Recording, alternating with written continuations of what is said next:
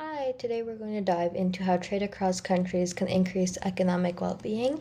We're going to look at this with welfare economics. So what is welfare economics? Welfare economics is the study of how the allocation of resources and goods affects social welfare. So when we discuss welfare economics, we need to know consumer, producer, and total surplus. So consumer surplus is the price that consumers pay for a product or service, which is less than the price they were willing to pay.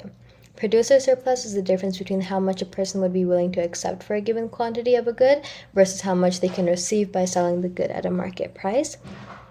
And then total surplus is consumer and producer surplus combined, like add them together. And so countries will tend to trade if they produce products in which they have comparative advantage in. Comparative advantage is if they can produce a good or service at a lower opportunity cost compared to a different country or someone else.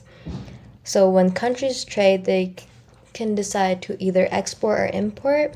And export is when they bring the goods out of the country, and import is when they trade the product inside, get the product in. And so we essentially choose which one to do based off of the world price or the domestic price. When the world price is less than the domestic price, countries will choose to import, but when the world price is higher than the domestic price, countries will export. So our real world example is going to be the USMCA, which is the United States, Mexico, and Canadian agreement, which had substituted NAFTA. This agreement helps to trade with many goods, but will focus on how they benefit with trading dairy products. So it's beneficial for North American workers, farmers, ranchers, and businesses. And with the USMCA, there were additional dairy products that could enter into Canada duty-free, allowing consumers to have more access to groceries when it came to dairy products. And so if we look at this here, we see how 53% of Canada dairy and poultry imports comes from the United States. There are less trade restrictions allowing for trade of dairy products with the US and Canada to flow freely.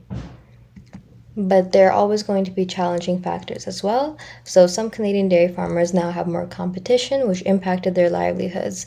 There were price pressures and some concerns without market access. So now they have to supply less milk than what they did before. But there are going to be gainers and losers whether a country decides to import or export. But the overall total surplus increases when countries decide to trade with one another.